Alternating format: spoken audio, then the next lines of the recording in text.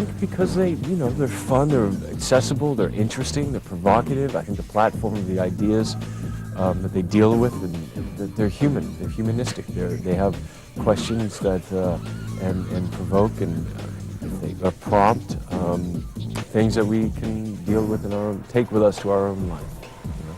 And they're very modern. I think that there's something about them that is, and yet they're steeped in tradition. So there's something classical and modern at the same time. So that there's a kind of, I don't know, they're smart, and they're fun, and they're cool. No, but and I think the ideas and the humanity that's in them. Personally, I think it's interesting. The way that they deal with the evolution of machines and man and dual reality and what's truth and how we live and all of those and choices we make. I think, Keanu's salary was as stratospheric as the film itself. In fact, for all 3 Matrix films, he received a salary of $40 million plus 15% of the total gross of the films, which led to approximately $150 million. This instantly propelled him into the league of megastars such as Tom Hanks and Tom Cruise, who have that rare combination of global appeal, creative control, and having a huge share of their film's profits.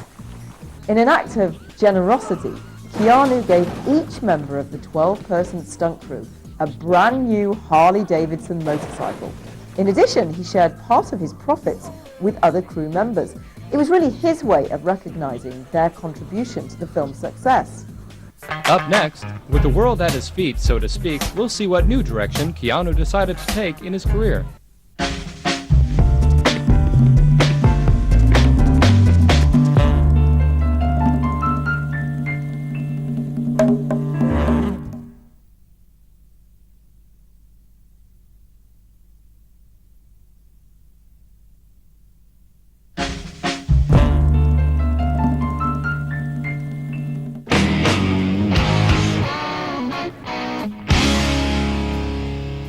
Interestingly, despite the colossal success of Matrix series and his enviable position in the film industry, Keanu continued down his unpredictable career path.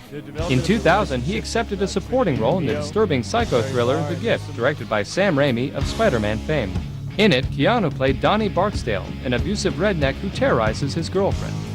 Keanu proved he could stretch as an actor and dive into a character with great complexity. Well, I've been fortunate to have the opportunities once in a while to have that eclectic career. It's something that I'm interested in. I'd like to be able to play different kinds of characters. Football, football, football, football. Not just leading men roles, but character and hopefully act in different genres. The director admitted that at first, casting Keanu took a leap of faith. I was caught into believing the media's portrayal of him and the movie's portrayal of him as a nice guy, a guy who was, kind of goofy and funny. But it's just a character like any other actor creates. And when I met him, I realized that he's really a craftsman, an actor, and he's dedicated and really had a very intelligent take on the role of Donnie Barksdale. So I thought about Keanu as the villain. He has a sexuality to him that another villain wouldn't have had. And to think about why Hilary Swank's character stays in the relationship with Keanu, it's not just that she's caught in a cycle of abuse, but this guy is sexy, he's good looking, and she digs him. So I understand that. And it's not pleasant, but it's probably true. And it suddenly added another dimension to the picture that I thought was right. And it was unexpected and real. And so suddenly it was a great casting choice. Reeves also welcomed the opportunity to explore the dark emotional side of his character. I haven't had the experiences that my character might have had, as being molested or abused, physically abused or emotionally abused, but I can certainly relate to the feelings that could create, powerlessness, self-worth, and so I can personalize that. And so for me it was fun to create that part and try to manifest Donnie Barksdale.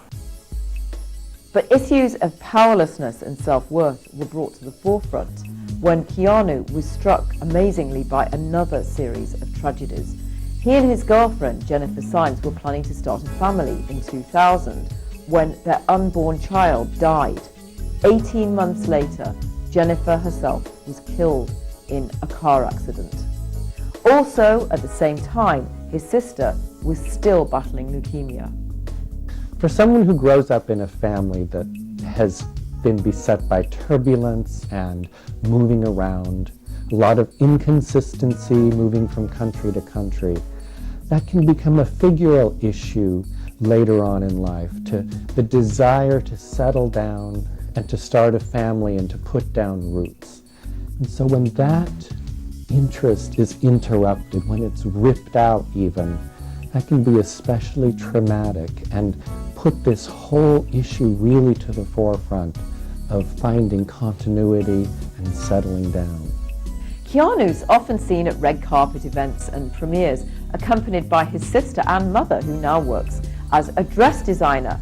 What's astonishing is that he's emerged from these personal traumas without his career being seriously affected. He went on to star opposite some of Hollywood's leading heavyweights in the hilarious Something's Gotta Give. This is real acting.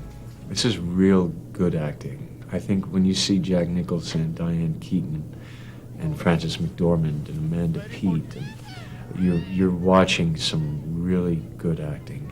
And what I mean by that is that what you see, the easiness, the breeziness, the availability of the performances and relationships on the screen were really hard earned.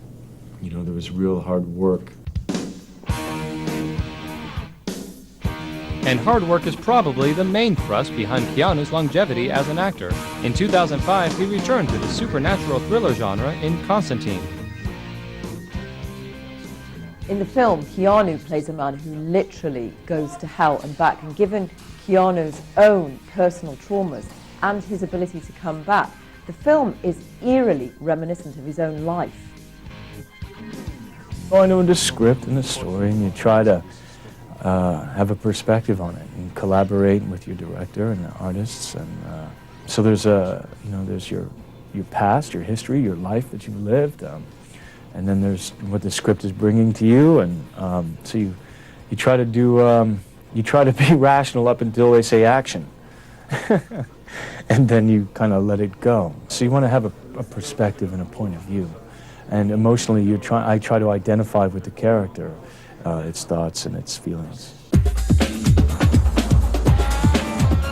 To try to place Keanu Reeves into a particular category isn't an easy job. If Tom Hanks is America's everyman, Jim Carrey is the funny man, then Keanu is more of a blank slate onto which the audience can really project itself. And Keanu himself is really puzzled at what the audience, what filmgoers make of him. The perception of me, I don't know. I don't know the base perception of me. So I don't know. Is there one perception of me that to be the reaction against? I don't know. No matter, Keanu Reeves has a long and certainly very productive career still ahead of him.